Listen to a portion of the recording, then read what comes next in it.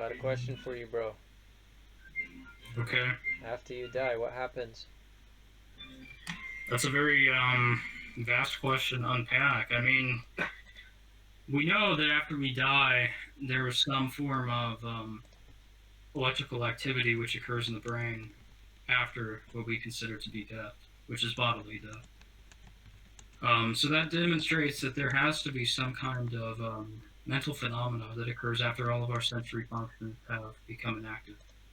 From the perspective of electrical signals that can be measured in the human body, if you're asking me like which religion to which I subscribe, I personally believe that afterlife is less of a place of reunion and a place of the embodiment of the essence of God, but rather a reflection upon ourselves.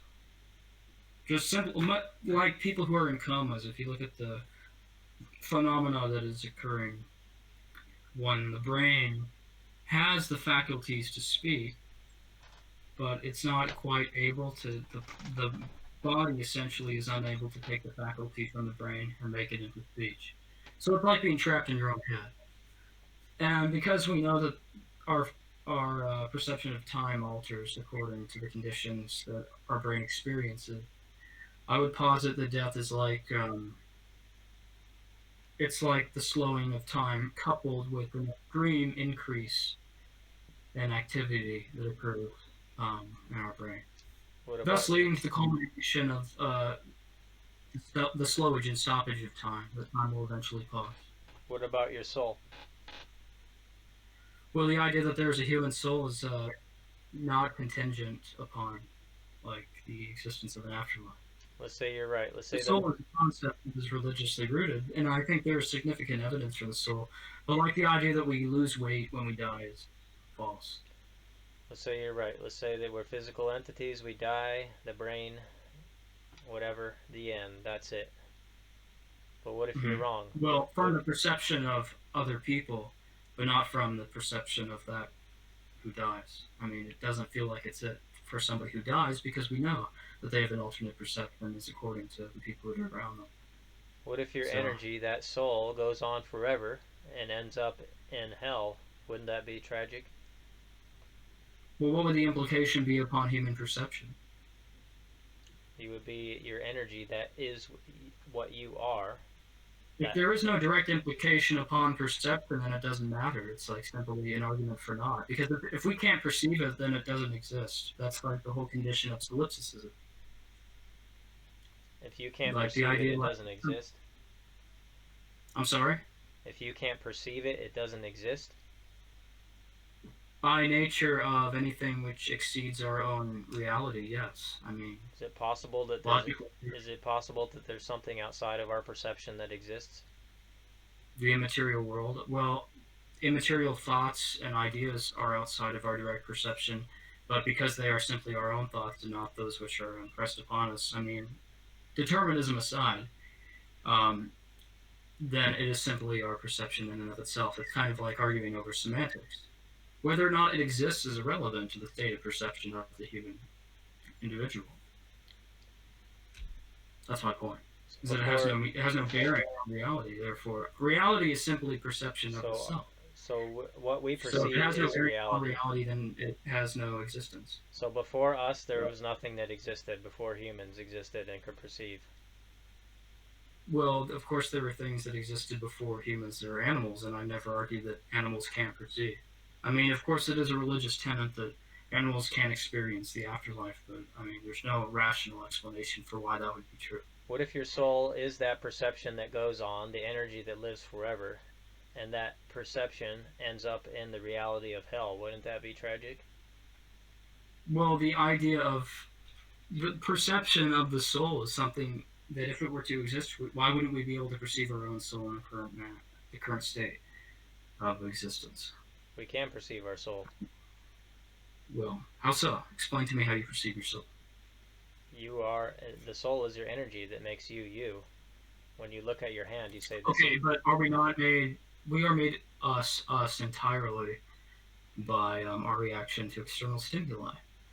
You're assuming Um, that the physical is all that exists. No, I'm not. The immaterial exists, but not in the form in which, like, the immaterial exists only stemming from our own minds. When you look at your Like, hand, there you is when you, an immaterial world according to our own minds. I mean, we can demonstrate that there is an immaterial world simply by the fact that we are able to visualize things which do not exist materially. But that does not mean, like, look at mathematicians, for example. But that does not mean that an immaterial world outside of our perception does not exist. It simply means that it doesn't matter if it exists because it has no bearing on our own perception. unless our life is temporary, and it does matter after we die. Life is temporary, but after we die, we don't experience an entirely new perception of reality. That would be completely irrational, as according to which derives from Let's our say own you're right. selves. Let's But say you're right. that Let's say encompasses, you're right. okay. Let's say you're right. That happens. The end. That would be interesting. But what I'm proposing is, what if you're wrong? What if you do go on? You And do have a I'm spirit, and looking really mainly to see.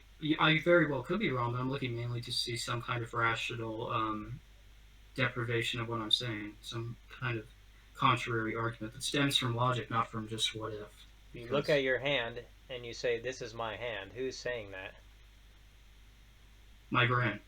Uh Well, huh. my brain is ordering my mouth to say it, but Right. my brain is saying Is your brain and by your transitive mind property. is your brain and your mind separate or the same? No, the mind stems from the brain. The mind really more or less encompasses all which the brain has collected that is different from basic reactionary The mind movement. consists of the immaterial or the material? The mind is immaterial, and that's why I've said this multiple times now. Yes. So that's a logical basis. The mind, if the mind goes on, the energy that continues on is the soul essentially. No, there's no. You first have to demonstrate that energy even exists as you were describing it, which has no. I mean, you can't just say that because the mind exists, then must have some form of energy. That's kind of absurd. That's what And the mind. That's what the mind is. It's the part of you, the so you're immaterial part. sparring over semantics. It's the immaterial part. What I'm saying is that maybe that's an uncomfortable reality that you're unwilling to deal with because it cannot be explained in the way that you would like it to be explained. Well, life itself is uncomfortable by that standard, so I fail to understand. Like, how does that encompass a heaven or hell? It's immaterial outside of us. See, we just exist in one Correct. plane of reality: time, space, and matter. This is, and I've never disputed any of this, but I'm looking to see how you connect that with the idea of some form of afterlife as you believe in. Because outside of us is something greater than us that made us, and time, space, and matter. But by outside of us, you're referring to the human mind, and even if there is something greater than us which created it, it would still be the mind alone and the self and embodiment of the human mind. If that's how we Like, I fail to perceive it, understand how that would lead to create. but we are not God. We can't know everything there is to know. We're not the one that created ourselves, so to say. But you never will know everything that is to know. You never will see Right. everything there is to know past that which you know. And if it is not something that you know, not something that you can perceive, then what I'm saying is that practically it has no bearing on reality. It But has no bearing on your own we didn't perception. create ourselves, so we are not God, as you acknowledge. But something outside of us made us. Something outside of time, space, and matter. That's what God is. Well, we were made by transitive property, by the fact that there's an unmoved mover which created the universe, but that doesn't mean that we were directly created by God Himself. How did how do we get here then? I mean, I think it's pretty self-explanatory how we got here. The creation of the universe was brought on by the unmoved mover, which was described in the theory of the Big Bang, which was first proposed by a Catholic priest, might I say. And from that, we got the development of the universe, the creation of our planet, which is brought on by cosmic events. And So God then was over time, the the change in beginner. climate, the development of first signs of biological life, and So the God was the evolutionary originator process. of the Big Bang. Is what you're saying? Yes. Simple. Well, then that makes sense. God is outside of that. Well, I mean, the Big Bang was originated by a chemical reaction, but that chemical reaction wasn't originated by God because there had to have been an unmoved mover throughout history. I'm not saying that God doesn't exist. I'm just saying that the afterlife, as you perceive it, doesn't exist because that does not logically explain the idea of a heaven or hell. That requires some additional work. Well, that's why you look at the universe around you, and you perceive and you come up with a reason for how it came to be just by observing it.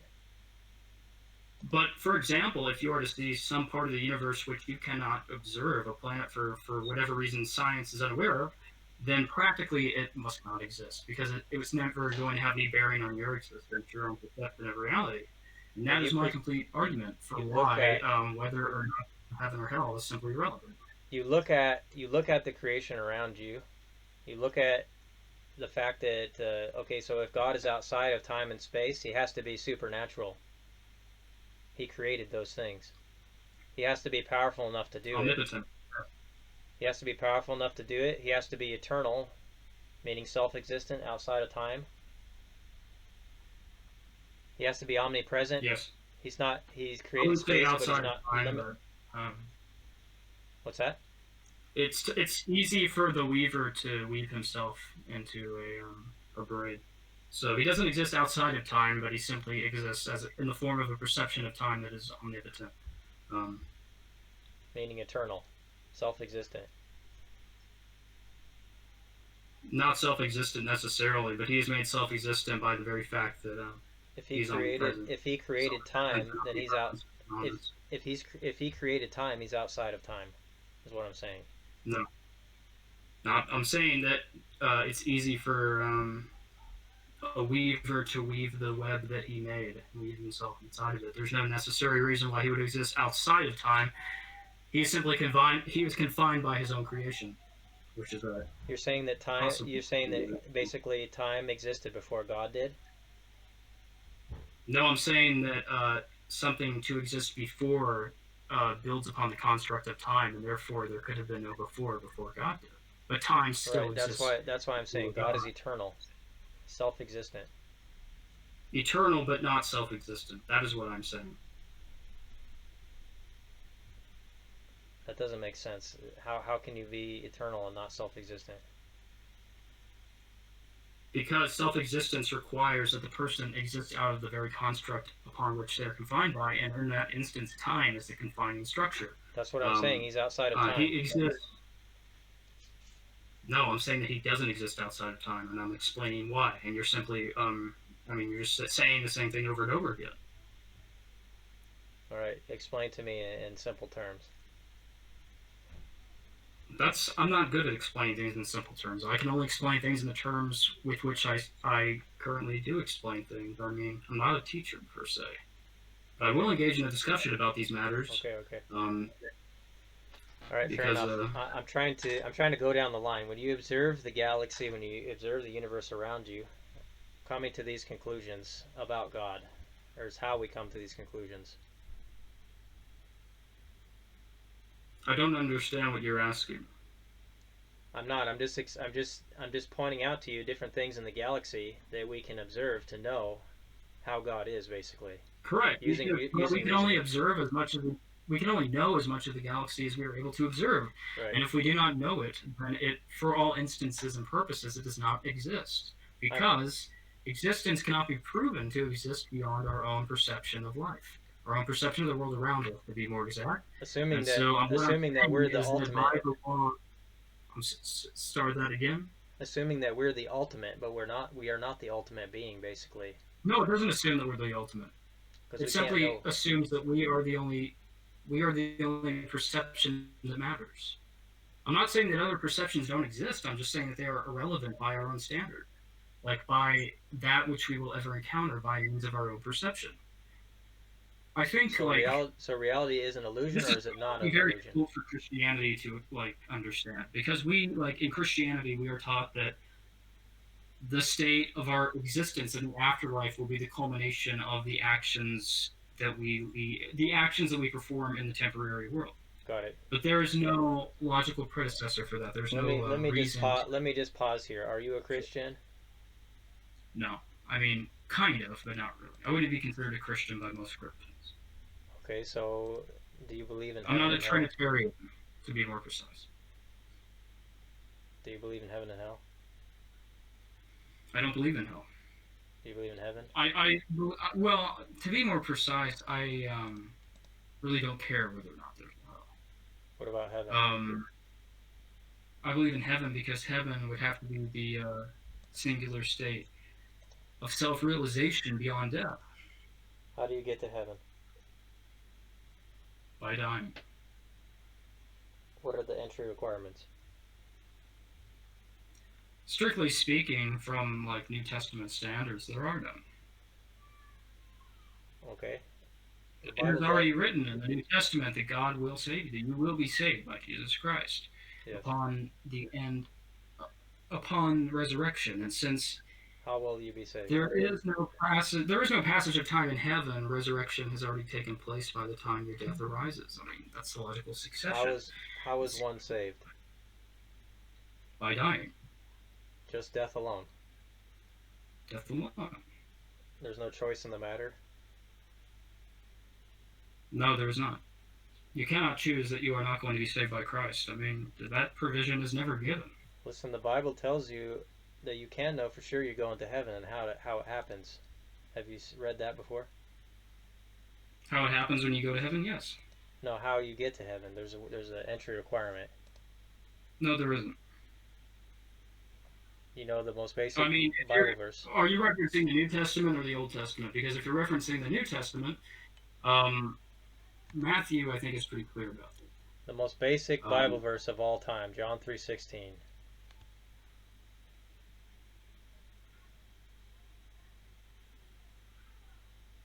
So do you understand that the phraseology of that whoever believeth in him should not perish, but have everlasting life, kind of directly implies everlasting life shall be given unto them by not perishing? And so, I mean, if you look at this from a rational perspective, it implies that everlasting life is given to those who do not believe in Jesus Christ, which in turn also translates to the same form of existence as heaven, because for there to have been everlasting existence. That would be the existence. opposite of what this says. This says, whosoever believeth in him should not perish but have everlasting life. So there's the requirement is belief. That's exactly what I'm saying. You just said the opposite. You said, what I'm saying is the entry requirement is whosoever believeth in him. What I'm saying is that does not necessarily mean that you shall not exist in a state of heaven. Whether or not you actually go to heaven is not relevant to the point of the perception of death, is what I'm saying. That's what I've been saying this entire time. Okay, for those of us that have lower, I understand it. For those of us that have lower IQ and just want to simply ask a simple question about heaven and hell. If you died today, will you go to heaven? And what is the entry requirement according to what this is saying? I've already answered this, and I've already said there is no entry requirement. Okay, you're not listening. But this is saying. Well, I feel like I'm talking. Forgive me if I feel like I'm talking to a brick wall, because it really does feel like. This is what this is saying is that there is an entry requirement. Whosoever believes. I know what it says. First off, it doesn't say entry requirements. Quit saying entry requirement. That implies that there is some kind of piece in text which unequivocally states to what you are describing by entry requirement, which is absurd. It says, whosoever believeth in him. Does that describe you? Yes. Well, it depends upon whether or not you consider me to be Christian, but I mean, that would be up to So do you believe that Jesus is God and he died for your sins? I don't believe that Jesus is God, no. The Son of God? I believe that Jesus is a prophet. Okay. But he did not die for your sins? He died for my sins, but what he died for is irrelevant to the fact that he is not the Son of God. Okay. Do you believe that he rose again after 3 days? Yes.